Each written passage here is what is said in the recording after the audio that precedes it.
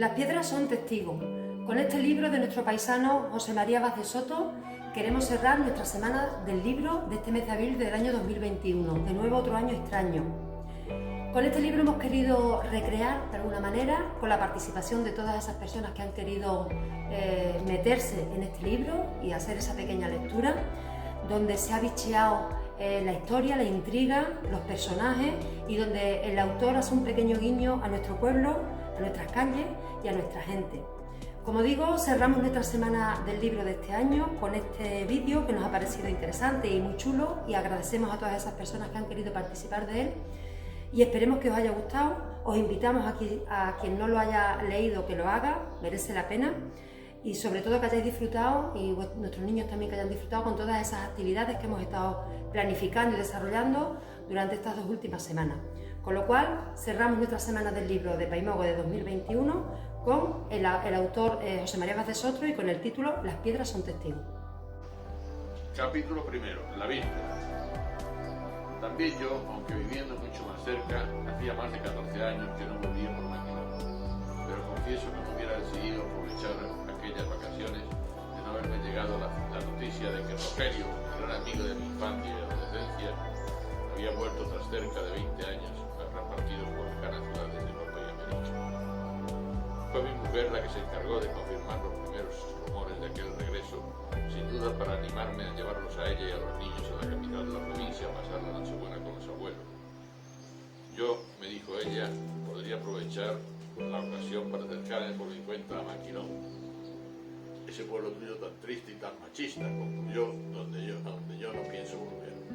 Los días anteriores a Navidad habían sido fríos, también en Andalucía, pero ahora comenzaba un tiempo húmedo y mucho más templado. El aire soplaba con cierta constancia del sur o del sudoeste y las nubes galopaban por el campo a diferentes alturas y velocidades. Blancas, un poco grises, de vez en cuando caían una gota o un chaparrón. Cerca del pueblo, los caminos estaban llenos de charcos y de barrizales, y la tierra aparecía enverdecida entre las encinas, casi como en el mes de junio por los alrededores de Bilbao, la ciudad de mis hijos, y quizás también un poco mi ciudad, tras 19 años de residir allí. La carretera había sido asfaltada desde la última vez que estuve en el pueblo, y algunas calles urbanizadas con aceras y una pasta de cemento sobre el antiguo empedrado. Por el camino me había ido cruzando con bastantes coches, y ahora, en Maquilón, también los veía aparcados por aquí y por allá mucho más abundantemente de lo que yo recordaba e incluso de lo que había imaginado. Traía las llaves de la casa de mi madre. Ella pasaba la Navidad con una de mis hermanas, por lo que me encontré de pronto en las frías estancias de aquel enorme caserón, tan solo, desasistido y huérfano como llegaba a sentirme en los días infantiles cuando mi madre faltaba de casa. Encendí como pude la chimenea y después el termoeléctrico para tomar un baño, y cuando ya tras algunas pruebas comenzaba a correr el agua a la temperatura deseada, sonaron unos aldabonazos en la puerta de la calle, que yo había dejado entreabierta para que la casa se ventilara un poco. Me asomé al zaguán y vi a contraluz, en el vano, a Rogelio. Lo reconocí al instante. Es curioso, pero me pareció que no había cambiado mucho en tanto tiempo. Llevaba una barbita recortada y el pelo por encima de las orejas. No representaba los 42 años que, como yo, ya debía de haber cumplido. Por lo demás, los labios, la frente, la nariz e incluso la mirada eran, con seguridad, los mismos de aquellos lejanos pero imborrables recuerdos míos. Yo, sin atreverme a otra cosa, con un infantil reflejo de subordinación, le tendí la mano esperando que él tirara de ella para darme un abrazo, pero Rogelio se limitó a estrecharla con fuerza. Aparte de los besos entre parientes, era la única forma de saludo entre hombres conocida en Maquilón cuando nos vimos la última vez, y sin duda él permanecía fiel a sus recuerdos, como si nada hubiera aprendido o modificado en tantos años de vivir fuera de su tierra y de su país. Cruzamos algunas palabras después del saludo y quedamos en volvernos a ver 1 hora y media más tarde en el bar de José Capitán, donde habíamos echado de muchachos algunas partidas de póker y nos habíamos emborrachado juntos más de una vez. Recordé mientras volvía al lavabo que Rogelio no tenía a nadie de su familia que maquiló y pensé que había sido un poco cortés por mi parte no ofrecerle la casa, por más que él estaba ya bien instalado en la fonda y yo sabía o suponía que no era de los que aceptan invitaciones que puedan restarle libertad de movimiento. En realidad decidí, en el momento de meterme en el baño, era yo quien tenía que resolver algunas cosas, especialmente la cuestión de la comida. Además, prefería estar solo. Mientras me secaba dentro de un viejo albornoz que fue primero de mi padre y que luego usó mi hermano Antonio, pasé de unas habitaciones a otras, abriendo armarios y repasando anaqueles, reconociendo los viejos rincones de la infancia y algo como de un tiempo aún más remoto que parecía desprenderse del aire de los cuerpos de la casa, del olor de los muebles y de las cortinas, del dibujo misterioso de los zócalos y de las baldosas, de la luz tamizada por los visillos o por los cristales coloreados de las montantes y paneles de las puertas. Hubo un momento en que sufrí una súbita punzada de tristeza y solo logré ahogarla respirando hondo una y otra vez, justamente de aquella atmósfera tan cargada de pérdidas y reminiscencias. Dominé aquel amago, pero no me sentí seguro. Salí al corral. El aire claro de la mañana caía a raudales desde los tejados, a través de las ramas desnudas de las acacias y moreras. Volví a respirar muy hondo y experimenté por un instante la sensación profunda de estar vivo y la alegría de haber vuelto y que siguieran existiendo aquel corral y aquellos árboles que yo había visto crecer. De un tejado a otro cruzaron unos gorriones y empezaron a picotear el agua de las canales. Se posaron después unas palomas en el mismo tejado y se oyó ladrar un perro desde el corral vecino. Por una chimenea cercana salía un humo ligero y blanco que el viento traía en parte hacia donde yo estaba. Llegaba con él un aroma de leña al fuego, de jara y chapó. Subí al porche del patio. En el centro estaba el pozo, con un brocal de azulejos rodeando de macetas con geráneos. Y a un lado y otro, el naranjo y el limonero. El limonero estaba cargado de limones, uno estaba verde y pequeños, y otros maduros, grandes de un amarillo pálido. No hacía frío allí fuera, pero pensé que podría enfriarse si seguía con el albornoz y entré en la casa para vestirme, otra vez en el aire de dentro. Al atravesar la cocina, desprendió algunas cenizas sobre mi estado de ánimo. No tenía tanto la pérdida de lo incuperable como la soledad de los recuerdos. Pensé que algunos días no pasaría a mí a uno de mis hermanos, lo mismo que ahora le pasaba a mi madre, ella cercana ya a los 80, era la única sobreviviente de una familia de 12 hermanos. Nunca los conoció a todos, pero sí vivieron mucho tiempo 9 de ellos.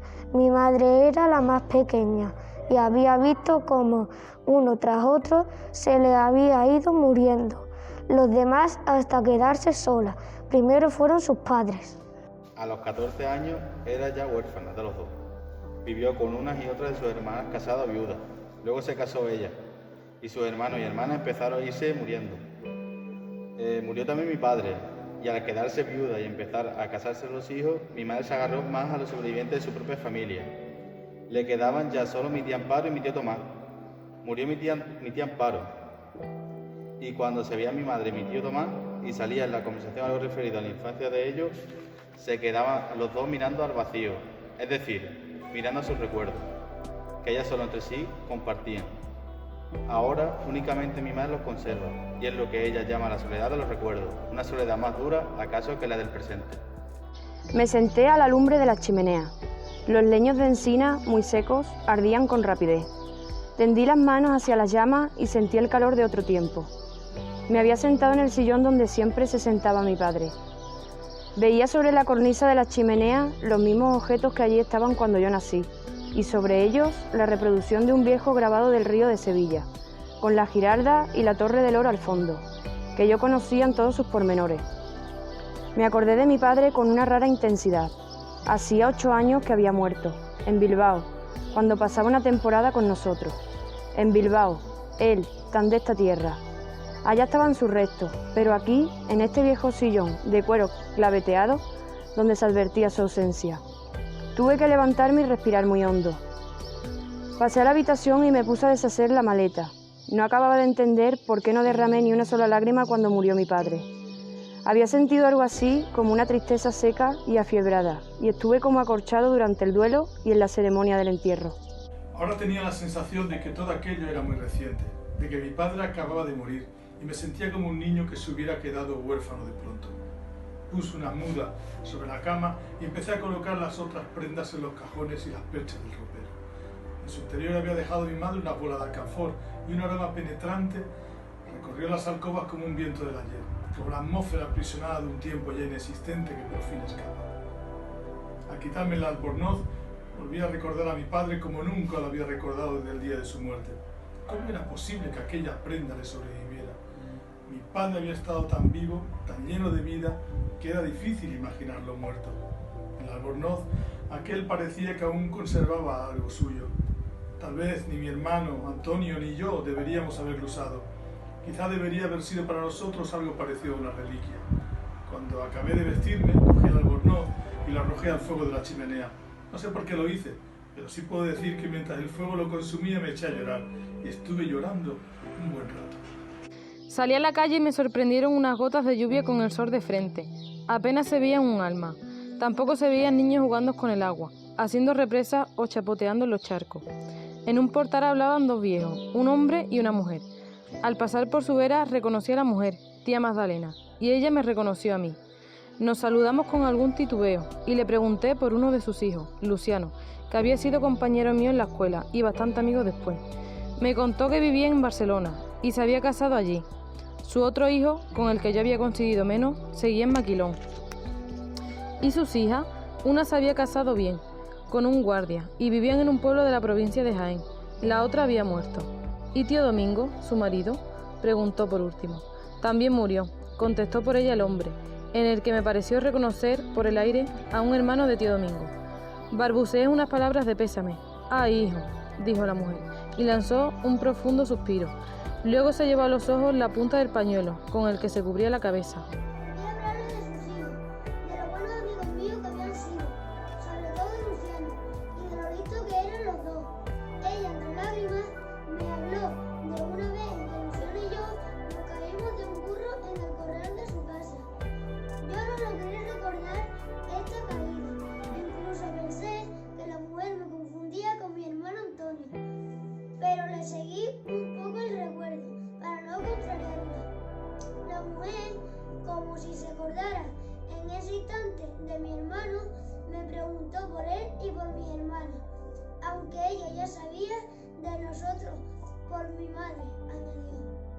Luego nombró también a mi hermano Rafael y a Isidro, el mayor, muerto en Madrid unos años antes, y enseguida empezó a hablar de mi madre y de lo buena que era con todo el mundo, siempre dispuesta a hacer un favor a cualquiera, a darse a quien la necesitaba y de lo bien que se la veía para sus años. Aquí ya solo vamos quedando los viejos, dijo después, y tenemos que darnos calor unos a otros. Los hijos, claro, tenéis vuestra vida fuera, añadió vagamente señalando una por una las casas de alrededor. Empezó a enumerar: tu madre está sola, doña Catalina está sola, Vicenta se ha quedado sola desde que murió su padre, tía Josefa Benítez está sola. Sonaron las campanas de la iglesia. ¿Por quién doblan?, preguntó la mujer. No sé, dijo el hombre, pero no faltará quien se haya muerto con tanto viejo, y soltó algo entre risa y suspiro. Les dije adiós. La mujer todavía me retuvo un instante, para recordarme un día en que Luciano Rogelio y yo nos metimos en el pajar de su casa, donde había almacenado paja de avena, y salimos llenos de ronchas. ¿Te acuerdas, hijo? ¿Qué traviesos erais? Sí, me acordaba.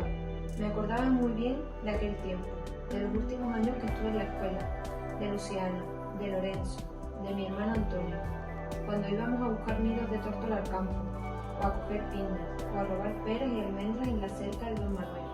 ¿Cuánto había cambiado todo desde entonces?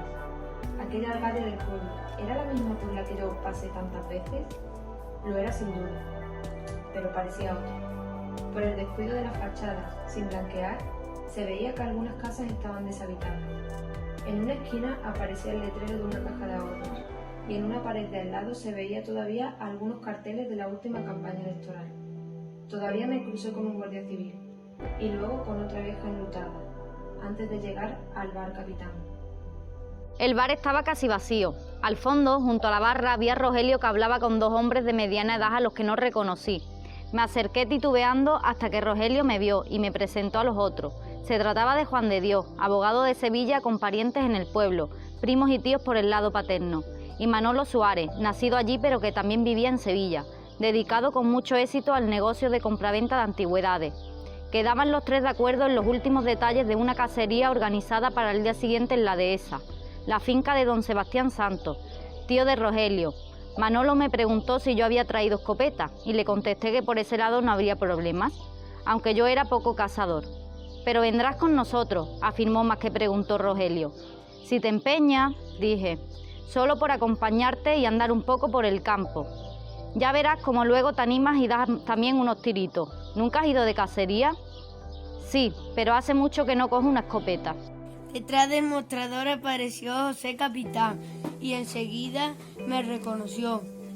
No sé cómo me vería él a mí, pero yo a él lo encontré mucho más viejo que 14 años antes. Tendría ahora entre 55 y 60. Y andaba con dificultad, por lo que pensé que estaba además enfermo. Apenas crucé con él unas cuantas frases. Pronto nos quedamos solos, Rogelio y yo. Rogelio pipió las bolas del billar y me invitó a echar una partida. Jugador de billar si eres, te voy a dar la oportunidad de ganarme como otras veces. No es verdad, siempre me ganaba tú, reconocí. Mientras corrían las bolas y dábamos tiza al taco, Rogelio y yo nos mirábamos una y otra vez, como para acabar de reconocerlo. Cualquier evocación que hubiésemos hecho, él o yo, la primera cosa referida al pasado habría resultado forzosamente trivial o inoportuna. Era necesario empezar por el presente. Yo sabía que él había vivido algún tiempo en Francia, había sido el pionero entre los inmigrantes de Maquilón, y luego muchos años en América. Ahora había vuelto a España y andaba entre Sevilla y Maquilón. ¿Hasta cuándo? No se me dijo. Soy culo de mal asiento, pero me gustaría poderme quedar en Sevilla, en Maquilón. ¿En Maquilón? ¿Y qué vas a hacer aquí? ¿Estás loco? No, todavía no estoy loco. Quiero retirarme del gran follón, dijo Rogelio. Dio tiza al taco y empezó una serie de 16 carambolas mientras hablaba pausadamente y sin mirarme apenas. Tengo algún dinero y quiero invertirlo en tierras. Seguro que te parecerá una idea estrambótica, pero he echado tantas veces de menos este campo y estas encinas. Al venir hacia acá habrás notado una verdadera invasión de eucaliptos. Los eucaliptos no deberían haber entrado nunca en el término de Maquilón. Es un crimen contra la naturaleza. Son árboles. Bueno, ni siquiera sé si son árboles. Más bien parecen postes de telégrafos con hojas de plástico perfumado. Mierda para el que los trajo a España y para el que los plantó en esta provincia. Y más mierda para el que inventó el negocio de la repoblación forestal. Los eucaliptos lo devoran todo. Se beben hasta la última gota de agua y dejan la tierra en cueros, en pura roca. ¿Te has fijado que entre ellos no crece la hierba? Si siguen plantando eucaliptos para alimentar a esa fábrica apestosa de la capital, toda esta comarca se convertirá en un desierto de aquí a 20 años. Ya es un desierto, dije yo con melancolía. Asómate a la calle y lo verás. A mí no me gusta la bulla, prefiero un cierto grado de soledad. No es ese el desierto que me preocupa. He querido ser feliz en la vida moderna y en las ciudades y ya me he dado por vencido. Ahora quiero volver, digamos, a la serenidad, a la lentitud de los días infantiles, al ritmo de la naturaleza. No quiero oír un motor que no sea el de mi automóvil. Puede que esté equivocado, pero es en la última cosa en la que creo. Yo sabía que Rogelio se había casado y divorciado fuera de España, pero no me atrevía a preguntarle por sus hijos si los tenía, ni por su exmujer. En todo caso, venirse a vivir él solo al campo de Maquilón me parecía una idea descabellada. Seguramente no tardaría en darse cuenta él mismo. Yo he vivido en México, Distrito Federal, y en otras ciudades de Latinoamérica, seguía Rogelio. Y antes, algún tiempo en París y en Hamburgo. No me gustan las grandes ciudades. Aborrezco la vida actual en los países desarrollados. A mí lo que me gusta es Maquilón. Lo comprendí estando allá, al otro lado del charco, y por eso rompí con todo y me he venido. Me alegro mucho de verte, aunque sé que tú no estás aquí para quedarte. No, claro que no. No sería posible, dije un poco aturdido. Pero ¿te gustaría quedarte? Y Rogelio me miraba francamente a los ojos mientras entizaba el taco. Pues no sé, dije, supongo que no. ¿Está a gusto en Bilbao? Me gusta el norte, sí. Te pregunto si estás a gusto, que no es lo mismo no que si te gusta. A gusto no sé qué decirte. Estoy casado, tengo 3 hijos, tengo allí mi trabajo, algunos amigos, o por lo menos gente con la que me entiendo. Pero no eres feliz, concluyó Rogelio. ¿Feliz? ¿Y quién es feliz? Soy relativamente feliz. Eres profundamente desgraciado. No, te equivocas, repliqué sonriendo, algo desconcertado, sorprendido por una afirmación tan rotunda. ¿Por qué dices eso? Es más bien haber vuelto a Maquilón que me ha puesto hoy un poco triste. A lo mejor es eso lo que te nota. Tú sabes que no es solo eso, y que es verdad lo que te he dicho. El Rogelio de siempre, ya se me había olvidado. Siempre hizo afirmaciones terminantes sobre los demás. Siempre se empeñó en saber acerca de los sentimientos y de los motivos de uno bastante más de lo que uno mismo sabía. La famosa intuición de Rogelio. Él sentía muy fuerte esta intuición, porque siempre estuvo un poco más. Aceptaba las veces y otras se equivocaban, como todo el mundo, pero afirmaba siempre con una convicción tal que, en ocasiones, nos hacíamos relativos con nuestros propios sentimientos. ¿Era yo profundamente desgraciado? No, también tenía razón. Estaba en el bar un hombre de aire muy aventajado, que tosía una y otra vez y escupía en el suelo. En ese instante lo reconocí. Era el padre de Bartolomé Acosta, un viejo amigo de los dos. Un día de verano, muchos años antes, cuando nosotros contábamos apenas 11 o 12, Rogelio, Bartolomé y yo nos habíamos encontrado, mientras que buscábamos nidos de gorriones, un puñado de billetes escondidos en el agujero de una pared. Bartolomé quiso entregar el dinero en el ayuntamiento, o por lo menos contar lo ocurrido a nuestros padres. Pero Rogelio lo convenció a él y me convenció a mí de que no debíamos decir nada a nadie, sino repartirnos el dinero entre los 3. Así lo hicimos, y fuimos niños ricos durante unos meses. Rogelio y yo supimos disimularlo, pero Bartolomé gastó demasiado en pocos días, y sus padres lo descubrieron. Aquel señor que ahora estaba allí, y tosía, y se ahogaba, y parecía que iba a morirse de un momento a otro, le había dado una buena paliza a nuestro amigo Bartolomé y le había quitado el dinero que le quedaba. Pero tampoco él dijo nada a nadie y nunca llegamos a saber quién ni por qué había escondido allí aquellos billetes. ¿Lo conoces?, pregunté a Rogelio. Sí, claro que sí, vamos a saludarlo. El viejo veía poco y tardó por su parte en reconocernos, pero luego empezó a hablar y hablar de él y de su mala suerte y se le saltaban las lágrimas. Mi pobre Bartolomé, qué buen amigo vuestro era, ¿verdad? Qué mala suerte hemos tenido todos, toda la familia. Aquí solo me quedan ya mis 2 hijas y no me tratan demasiado bien, no. A los viejos no los quiere nadie, son un estorbo para todo el mundo. Mi Serafín está en un pueblo de Cataluña, se hizo guardia civil. El campo se puso muy mal, hijos. Mi Julito está en Alemania, se fue allí con Bartolomé, se fueron juntos. Bueno, primero llegó Bartolomé y se colocó muy bien. Llevaba ya 16 años en Alemania y se había casado con una alemana.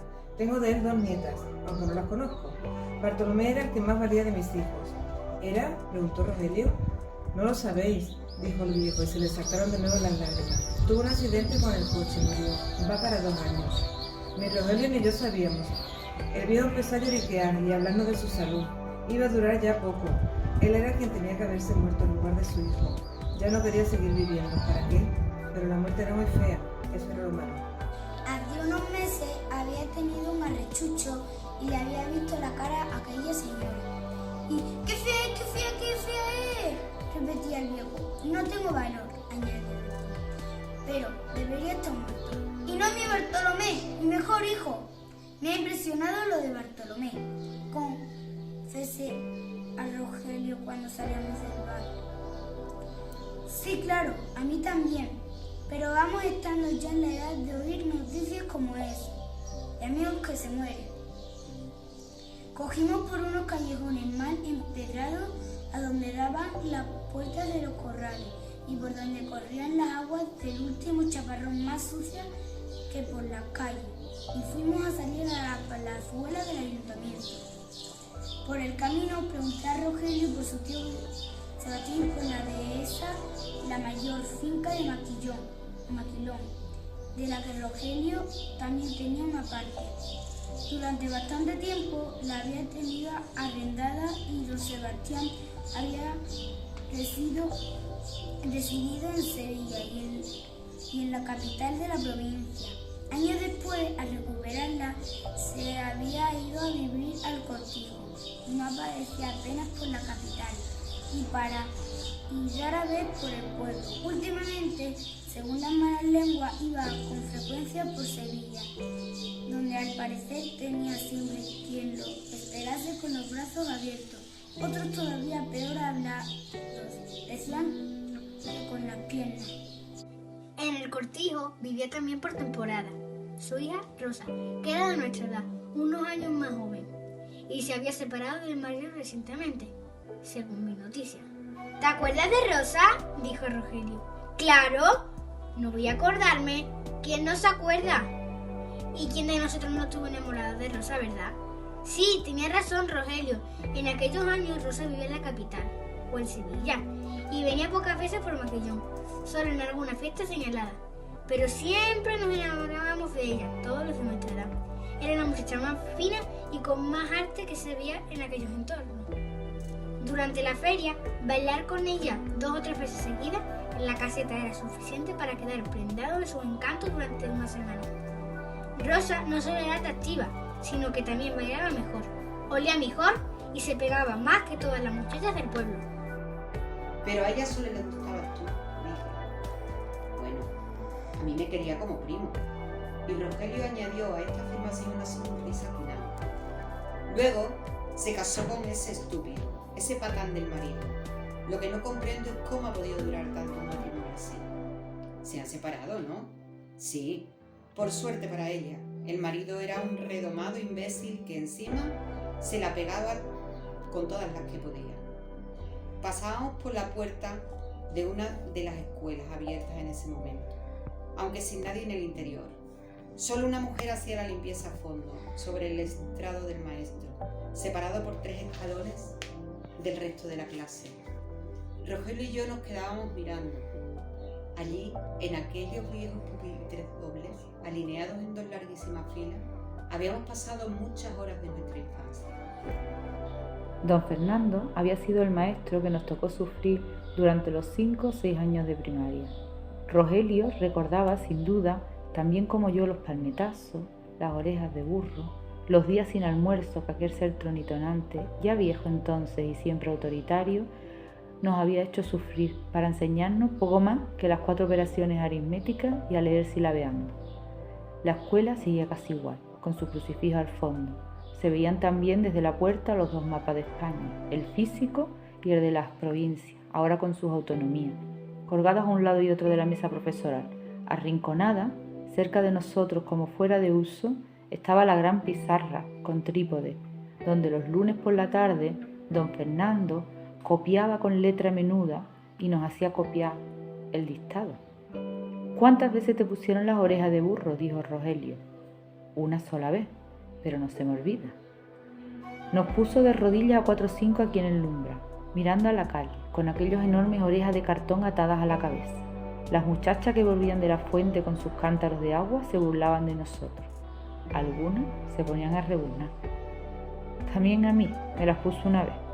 Todavía no lo he perdonado. O quizás sí. Quizás le haya perdonado lo de las orejas. Pero lo que no le perdonaré jamás, ni vivo ni muerto, son los 20 palmetazos que me dio un día en cada mano con toda su fuerza, rojo de ira. Y sin decirme por qué. ¿Y por qué te los dio? Sigo sin saberlo. Naturalmente no me atreví a preguntarle nada. Recuerdo que se lo conté a mi madre y tampoco ella fue a preguntarle nada. Tampoco se atrevió, sin duda. Una lástima.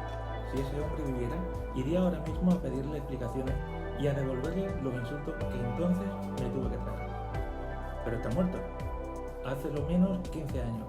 Que en paz descanse. No, que mi maldición la acompañe al mundo donde ahora esté, aunque solo sea la tumba. Y se echó a reír. Me quedé con la imagen de las muchachas que pasaban con sus 2 cántaros, uno sobre la cabeza y otro contra la cadera. Ahora no iban ya por agua a la fuente. Había agua en las casas desde hacía 6 o 7 años. ¿Mejoras? Sí. Podían contarse ciertas mejoras en el pueblo, a pesar de su decadencia. Agua corriente, alguna que otra calle urbanizada, coches. Sobre los tejados, que bajaban en pendientes desde la plazoleta, se superponían las antenas de televisión. Seguimos hasta la iglesia. Estaba en lo más alto del pueblo, algo separada de las casas. A su espalda, al otro lado de la colina, apareció el cementerio. Nada había cambiado en esta parte. El cementerio seguía tal como lo dejamos. Quizá tuvo antes 3 cipreses, ahora solo quedaban 2. Dijo Rogelio, eso me estaba pareciendo. No había dudas de que la memoria de mi amigo era mejor que la mía. O tal vez era que él había andado más veces que yo por el cementerio. Quizá siempre dio muestras de un extraño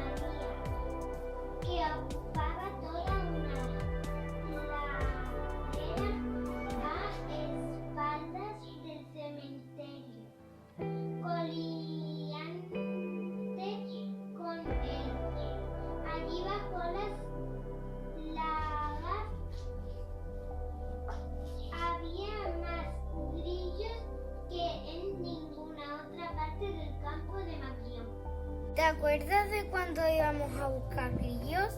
Sí, dijo Rogelio, pero muchas veces había un alacrán o un ciempié debajo de la piedra. ¿Te acuerdas? Me acordé. En ningún otro lugar de los alrededores se encontraban tantos bichos, y especialmente bichos venenosos, como en aquel cercado. Daba la impresión de que era la proximidad de la muerte la que les alimentaba el veneno. Incluso un día encontramos una culebrilla y Luciano se aseguró que era una víbora, que él había visto otra igual con su padre. Intentamos matarla a pedradas, pero se nos escapó. Logró meterse por un agujero en la pared del cercado. No estaba Rogelio con nosotros aquella vez. Mira, allá se ve la cuesta de Cansaburro, señaló Rogelio. Allí me dieron la peor pedrada de mi vida. Me abrieron una buena brecha a 2 dedos de la frente. Aquí tengo la señal. ¿Sabes quién fue? Benito el Preferente. Fue la pedrea más seria. Una verdadera batalla campal que organizamos los del Castillo contra los del Posato. ¿Te acuerdas? Siempre nos ganaban. Eran más que nosotros, pero peor alimentados.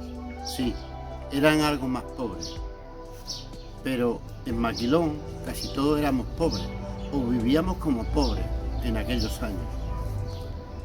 Dimos la vuelta a la iglesia por sobre los restos de la vieja muralla que la rodeaba. Las campanas seguían doblando. Rogelio hizo un gesto vago en dirección a la puerta del templo. ¿Sueles entrar en estos lugares?, preguntó. No, hace mucho que no. Yo tampoco. Pero tengo ganas de entrar ahora. ¿Me acompañas? Entramos. No había nadie en el interior. Era una iglesia fea, tosca, de una sola nave, con bóveda de cañón y cúpula sobre el altar. Rogelio y yo la conocíamos bien. No solo habíamos asistido a misa muchos domingos, sino que también en la sacristía, y durante 2 o 3 años estudiamos latín con el cura cuando hacíamos por libre los primeros cursos de bachillerato. Además, yo por lo menos fui bastante amigo de uno de los monaguillos y subí muchas veces al campanario a repicar con él, o a doblar, o a dar los toques. Don Francisco, evocó Rogelio, no era mala persona aquel cura, ¿te acuerdas? Pero de mí no consiguió ni que aprendiese ni las 5 declinaciones. Al salir de la iglesia nos cruzamos con un individuo, algo más joven que nosotros, vestido con jersey y pantalón de cuero. Sin duda se trataba del cura, que atendía la parroquia de Maquilón, a donde venía 1 o 2 veces por semana, desde el pueblo de al lado, según había oído decir a mi madre. Le dimos los buenos días. ¿Querían algo de mí?, preguntó. Soy el cura. No, gracias, contestó Rogelio. Estábamos recordando viejos tiempos. ¿Son ustedes de Maquilón? Sí, del Maquilón de la diáspora. No, pues sí. ¿Y cómo encuentran el lugar? El lugar apenas ha cambiado. Claro, dijo el cura. Lo que cambiamos somos nosotros, el pueblo. Solo cambia en que cada vez queda menos gente. ¿Usted es Nicolás, el hijo de doña Candelaria?, preguntó dirigiéndose a mí. Sí, tu madre me dijo que ibas a venir. ¿Qué tal por Bilbao? ¿La familia ha venido también? No, han venido, pero se ha quedado en la casa de la capital, con los padres de mi mujer. Yo he aprovechado para escaparme unos días y dar una vuelta por el pueblo. ¿Cuántos años hacía? 14 o 15. ¿Y usted?, preguntó a Rogelio. 20. El cura dio un resoplido. Se siente una impresión rara, ¿no? Muy rara, reconoció Rogelio. y más todavía al ver al cura con jersey y pantalón vaquero. Nos echamos los tres a reír brevemente. El cura, aprovechando aquel instante ligeramente risueño, hizo un saludo con la mano y prosiguió su camino hacia el interior de la iglesia. En ese momento empezaron a caer unas gotas y Rogelio y yo apretamos el paso cuesta abajo hasta enfilar la primera calle. Pero apenas habíamos andado unos metros cuando la lluvia arreció y tuvimos que guarecernos en el portal de una casa. Justo enfrente estaba el cuartel de la Guardia Civil y desde la puerta un guardia nos sonreía amistosamente al vernos apurados con la lluvia. Y luego dirán que donde más llueve es en Bilbao, comentó. La alusión no podía ser más inequívoca. Así es que le hice un saludo con la cabeza, aunque su cara no me resultaba conocida. ¿Usted no sabe quién soy yo?, dijo el guardia. Pero yo sí sé quién es usted. Llevo ya muchos años en Maquilón. A su padre alcancé a conocerlo e incluso tengo orgullo el haberme contado ante sus amigos. Era una gran persona. Al padre de usted, continuó dirigiéndose a Rogelio, no lo conocí, pero sí conozco y mucho a su tío don Sebastián. Ese sí que es un hombre. Ya creo que lo es, aprobó Rogelio. Ese sí que los tiene bien puestos, insistió el guardia. Vaya que sí los tiene. Apretó la lluvia entre el guardia y nosotros y apagó la conversación por unos minutos. El agua empezaba a correr con fuerza por el centro del empedrado. El cielo estaba ahora completamente cubierto y las nubes cruzaban muy bajas sobre nuestras cabezas. Un rato después se abrió un pequeño claro por la parte del sur. Arreció el chaparrón más todavía y luego, de repente, dejó de llover. «Aprovecharemos la tregua», dijo Rogelio saliendo del portal. «Adiós», se despidió el guardia. «Feliz estancia en Maquilón». «Muchas gracias». «Adiós», contestamos nosotros. Cuando llegamos al comedor de la fonda, estaban poniendo la mesa. Era una sola mesa muy alargada, con lugar para 12 o 14 cubiertos. Ya sentados a ella estaban otros 2 huéspedes con aire de viajantes de comercio y una chica joven, de la que enseguida supe que era una de las maestras. Llevaba tan solo unos meses en Maquilón y se le notaba que no se sentía muy a gusto con aquel destino. Sin embargo, no se había marchado aún de vacaciones, lo que no dejaba de ser aparentemente contradictorio. Aquí ahora tenemos maestras y maestros distintos casi cada año, comentó Gertrudis, la dueña de la fonda, al presentármela. Vienen y se van en cuanto pueden, a ninguno le gusta Maquilón. Claro, ¿cómo les va a gustar si ya no nos gusta ni a los maquiloneros? A mí sí me gusta, dijo Rogelio. Cada día me gusta más y cuanto más llueve más me gusta. Mire usted qué bien, saltó uno de los supuestos viajantes. Pues hoy se morirá usted de gusto. ¿Para qué me voy a morir? Yo me moriría del disgusto, si es un disgusto muy gordo, pero de gusto ¿para qué me voy a morir? También es verdad, pero vaya gusto que tiene usted, amigo. No le gusta la lluvia ni los pueblos, las ciudades, y cuanto más grandes mejor. Ahí es donde se vive. En las ciudades, en un buen piso, y que me dejen de historias que no vengan a mí con las maravillas del campo y del aire libre. Ahora, si encima empieza a llover, entonces ya es para morirse del disgusto. Nos sentamos en la mesa con los demás. Gertrudis no puso ningún inconveniente en que yo almorzara y cenara allí, cuando quisiera, aunque durmiese en mi casa. Empezó la comida y transcurrió sin mucha conversación, casi toda ella. Solo al supuesto viajante más parlanchín, que luego resultó no ser viajante sino corredor de finca, le dio por hablar de los pueblos en que había estado últimamente, de allí y de la parte de la sierra, sacando a relucir una serie de aspectos negativos y encadenando una buena colección de anécdotas e incidentes desagradables, casi inverosímiles, como si quisiera sacarse con ellos alguna pena de la anterior conversación con Rogelio. Ya a los postres se inició una conversación, un diálogo entre este último y la maestra. La maestra conocía a su prima Rosa, podía estar de una tarde con ella la dehesa. La tenía por una mujer de mucho carácter, llena de vitalidad y atractiva. No podía entender cómo parecía querer recluirse en aquel lugar apartado.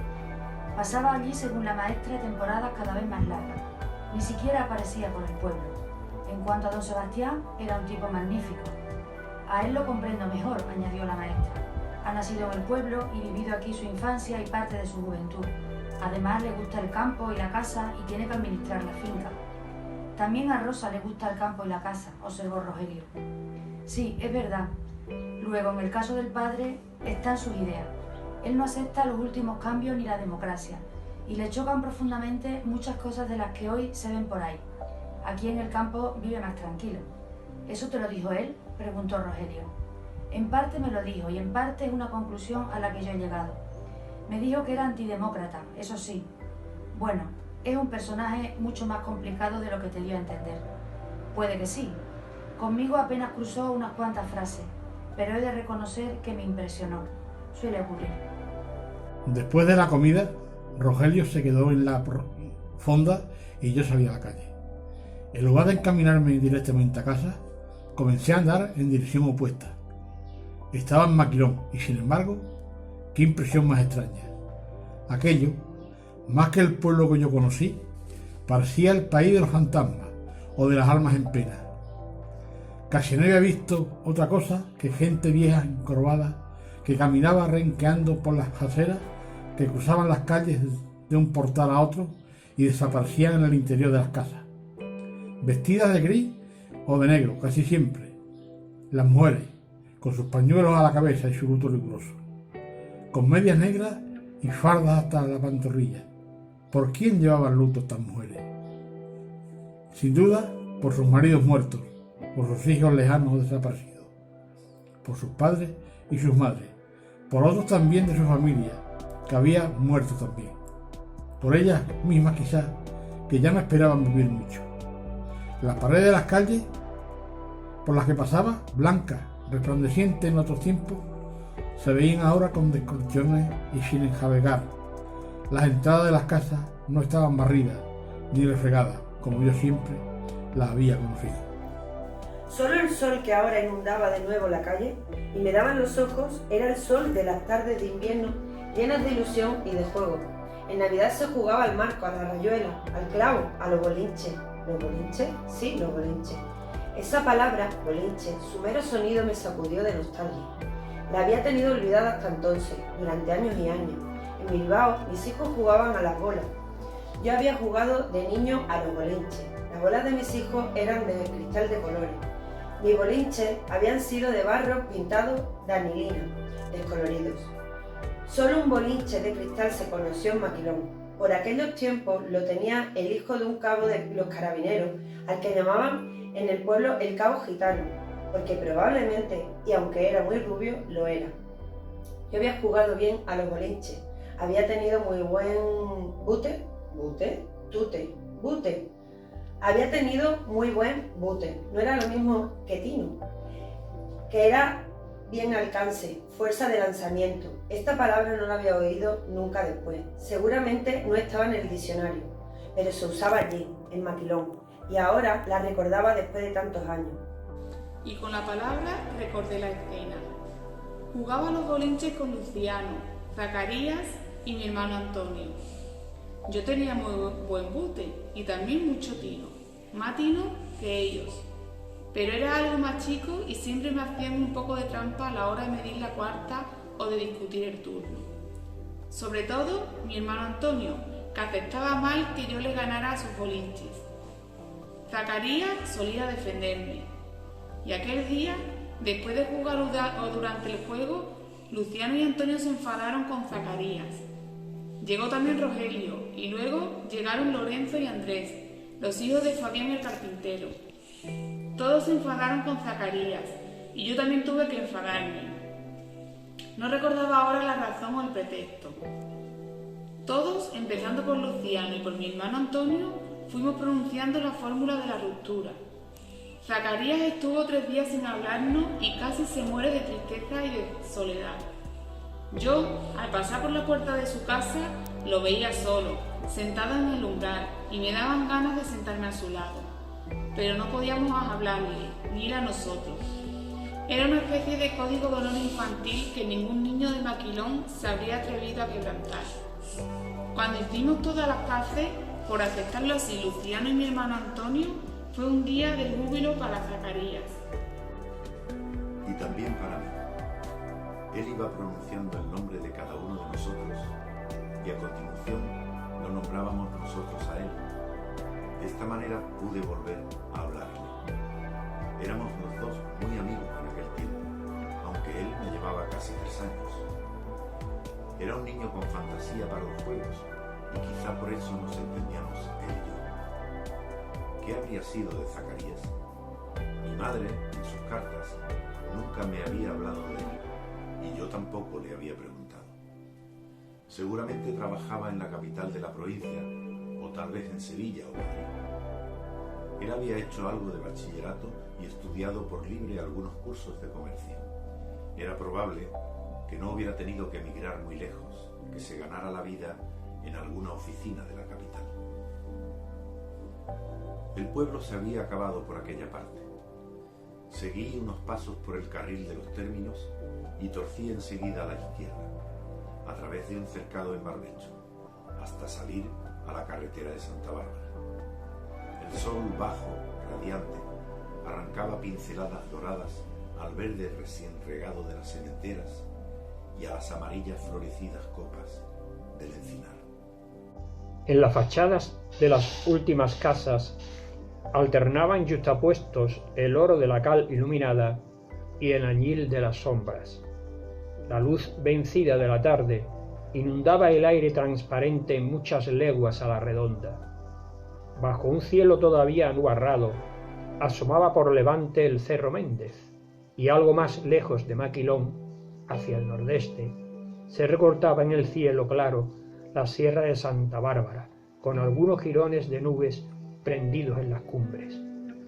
Entre la sierra y Maquilón se extendía el encinar inmenso, oscurecido por las últimas lluvias, y en los claros del encinar alternaban el verdor tierno de los prados y sementeras y el pardo oscuro de los barbechos empapados.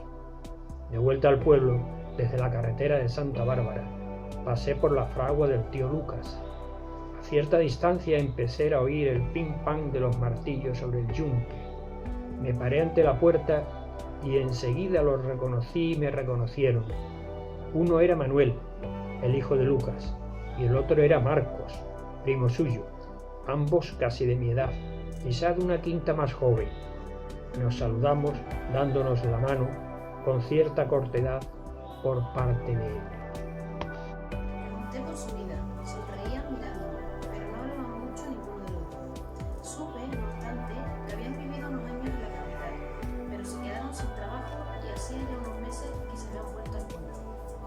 Aquí no ganaban apenas ni tenían otro trabajo que alguna chapuza, o arreglar ruedas de coche o moto, pero se podía tirar con mucho dinero.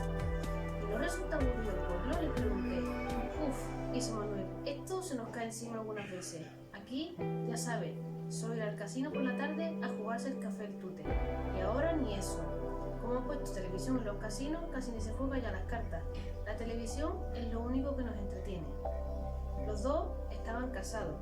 Me preguntaron por mi familia y yo les pregunté por la suya. Marco no tenía hijos. Es lo peor que le puede ocurrir a un matrimonio, comentó en un tono como de padre predicador. No, hombre, no es lo peor, dije. Yo creo que hay cosas bastante peores. Un matrimonio sin hijos es algo contra natura, insistió con el mismo inesperado énfasis. Siguieron unos segundos de silencio y enseguida me despedí. ¿Cómo le iba a ser posible a Rogelio volver a conectar con aquella gente? Si jugando al tute, yendo de cacería, bebiendo aguardiente, recordando cosas de la infancia, en todo caso, el hilo estaba roto. El cordón umbilical que nos unió a aquella tierra había sido cortado para siempre. Experimenté dolorosamente el contraste entre la alegría del día y la tristeza del pueblo, entre la hermosura de la naturaleza y la miseria del hombre. Volví a sentir una honda punzada ya conocida y cambié de dirección para no volver a casa ni encontrarme de nuevo a solas con los familiares, muros y con los viejos muebles. Unos minutos más tarde estaba otra vez en el bar Capitán, sentado ante una copa de aguardiente que José acababa de servirme. El local se encontraba completamente vacío a aquella hora. José se quedó un momento junto a mí, dejó la botella y una jarra de agua encima de la mesa. Hizo un comentario sobre el grupo, por decir algo supongo, y se alejó luego, pasito a pasito, arrastrando los pies. Me quedé solo ante la copa y la vacié un par de sorbos. Volví a llenar el vaso mitad y mitad de aguardiente y agua, como había visto hacer y yo misma había hecho tantas veces en otro tiempo. Y eché un segundo trago de aquella mezcla blanca y ligeramente dulce. La tristeza se hizo menos punzante y una sensación de nostalgia y suave melancolía se instaló en su lugar.